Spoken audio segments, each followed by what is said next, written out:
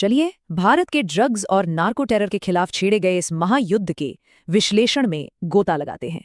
सोचिए, जब इस नीति का ऐलान हो रहा था तभी अधिकारियों ने पूरे 222.7 किलो कैप्टागॉन जब्त किया।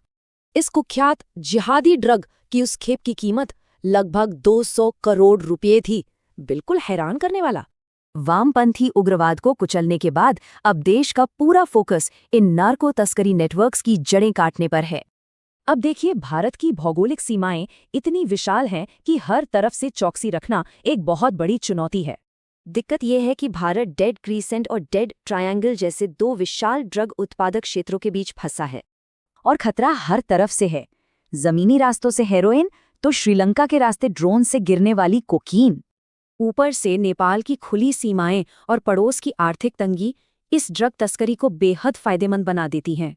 विडंबना देखिए, बड़ी अर्थव्यवस्था बनते ही भारत अब केवल ट्रांजिट मार्ग नहीं बल्कि प्रमुख खपत केंद्र बन गया है। तो मुद्दा ये है कि ड्रग्स का ये भारी प्रवाह सीधे तौर पर खतरनाक नार्को आतंकवाद को हवा दे रहा है। 2010 की एनआईए पूछताछ से स्पष्ट है कि ड्रग्स का काला पैसा ही इन आतंकी नेटवर्क्स की असली रीढ़ है। कड़े कानूनों के बाद भी कई बार कानूनी बारीकियों का फायदा उठाकर ये ड्रग तस्कर आसानी से बच निकलते हैं।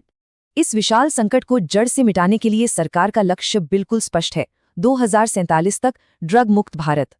इस मिशन की सफलता एजेंसियों की मजबूती, सटीक खुफिया जानकारी और कड़े अंतर्राष्ट्रीय कानूनों को एक करने पर टिकी है। इसके लिए मनोरंजक ड्रग्स के झूठे नैरेटिव को तोड़ना और एक समान वैश्विक प्रतिबंध सूची लागू करना बेहद जरूरी है। सिर्फ कानून काफी नहीं, युवाओं को इस जहर से बचाने के लिए एक बिल्कुल नया सांस्कृतिक नैरेटिव गढ़ना ही होगा।